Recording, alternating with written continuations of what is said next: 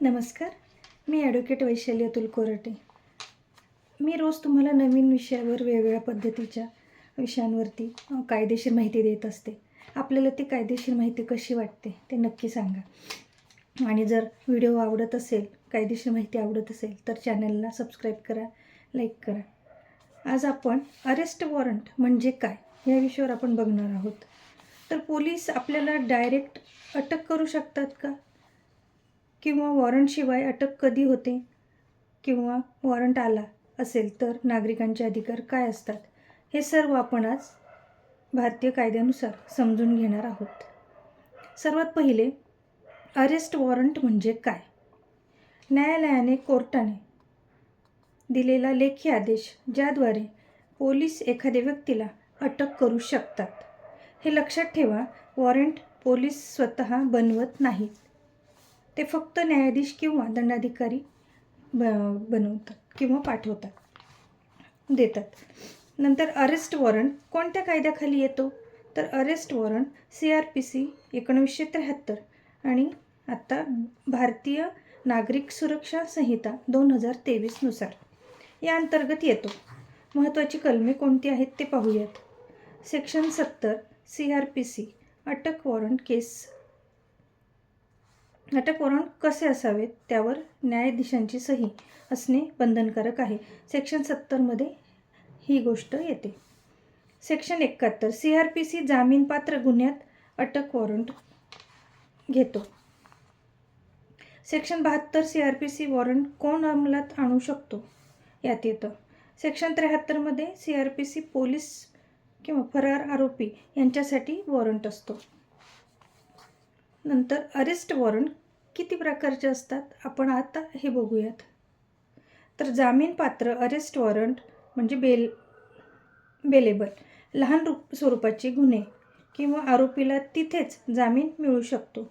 उदाहरणार्थ छोटे आर्थिक गुन्हे, काही IPC किंवा भारतीय नागरिक सुरक्षा संहिता कलम प्रमाणे. नॉन बेलेबल अरेस्ट वॉरंट म्हणजे अजामीनपात्र गंभीर गुन्हे किंवा तात्काळ जामीन मिळत नाही. आरोपीला कोर्टासमोर हजर करणे हे बंधनकारक असते. उदाहरणार्थ फसवणूक केली असेल, गंभीर मारहाण केली असेल, महिलांवरील गुन्हे, आर्थिक मोठे घोटाळे. वॉरंटशिवाय अटक कधी होतो तर बघूया. त्यात खूप लोक असेही विचारतात की पोलीस वॉरंटशिवाय अटक करू शकतात का? तर होय, पण फक्त काही परिस्थितीतच, म्हणजे तशी काही कारणं असतील मोठी तरच ते करू शकतात. सेक्शन 41 CRPC नुसार आणि सेक्शन 35 नुसार भारतीय BNSS नुसार. नंतर बघूया, पुरावे नष्ट करण्याची शक्यता असल्यावर, FIR दाखल असल्यावर. पण लक्षात ठेवा, प्रत्येक अटक करण्यासाठी कारण हे लेखी द्यावे लागते. आता अरेस्ट वॉरंट आल्यावर नागरिकांनी कोणते अधिकार आहेत ते बघूया. नागरिकांचे कोणते अधिकार असतात ते आपण बघू. वॉरंट दाखवण्याशिवाय अधिकार आहे. वॉरंट दाखविण्याचा अधिकार आहे म्हणजे त्यांनी वॉरंट पाहिला पाहिजे. वॉरंटवर तुमचे नाव आहे का ते पाहणे, गुन्ह्याची नोंद आहे का ते पाहणे, त्यात ते पाहणे, कोर्टाची सही आहे का ते सुद्धा पाहणे गरजेचे आहे. ते तपासण्याचा अधिकार नागरिकांना आहे.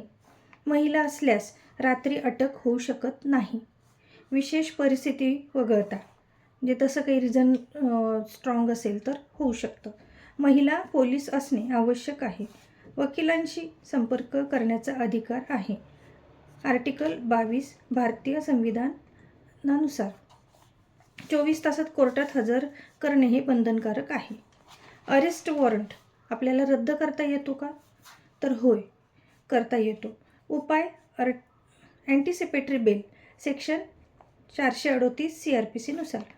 रेग्युलर बेल, कोर्टात वॉरंट रिकॉल किंवा कॅन्सल करण्यासाठीचा अर्ज, वेळेवर कायदेशीर सल्ला हा घेतला तर अटक टाळता येऊ शकते.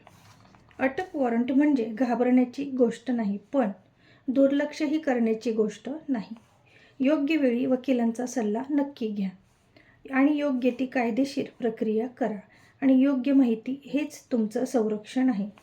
ही कायदेशीर माहिती प्रत्येकाला नक्की पोहोचवा. ही माहिती कशी वाटली नक्की सांगा आणि लाईक करा, सबस्क्राईब करा. धन्यवाद.